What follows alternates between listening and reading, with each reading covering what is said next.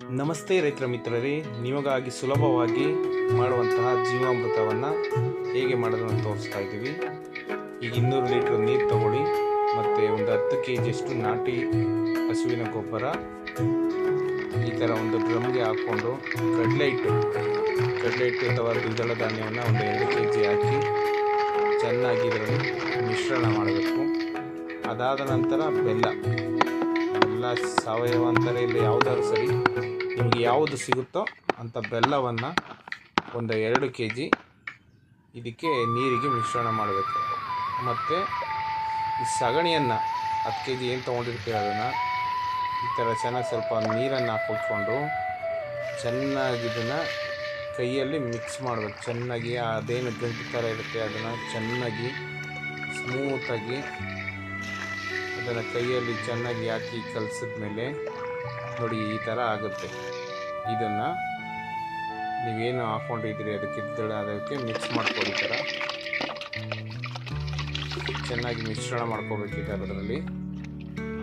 ಅದಾದ ನಂತರ ನಿಮ್ಮ ತೋಟದಲ್ಲೇ ಸಿಗಂತಹ 1 kg ಮಣ್ಣನ್ನು ತೆಗೆದುಕೊಂಡು ಅದನ್ನು ಕೂಡ ಇದರ ನೀರಿಗೆ ಹಾಕಿ ಮತ್ತೆ ಮಿಶ್ರಣ ಮಾಡಿದ ನಂತರ ಗಂಜಲ ಇರುತ್ತಲ್ಲ, 10 ಲೀಟರ್ನಷ್ಟು ನಾಟಿ ಹಸುವಿನ ಗಂಜಲವನ್ನು ಈ ಥರ ಎಲ್ಲರೂ ನಿಮ್ಮ ಅಕ್ಕಪಕ್ಕದಲ್ಲೇ ಸಿಗುತ್ತೆ, ಹಸು ಇರೋರಿಗೆ ಕೊಟ್ಟರೆ ತುಂಬಿಕೊಡ್ತಾರೆ.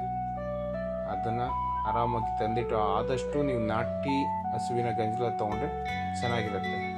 ಸಿಗಲಿಲ್ಲ ಅಂದರೆ ನಾರ್ಮಲ್ ತೊಗೊಂಡು ಏನು ಮಾಡೋಕ್ಕಾಗೋದಿಲ್ಲ. ಈ ಥರ 200 ಲೀಟರ್ಗೆ 10 ಲೀಟರ್ನಷ್ಟು ಗೋಮೂತ್ರವನ್ನು ಮಿಶ್ರಣ ಮಾಡಬೇಕು.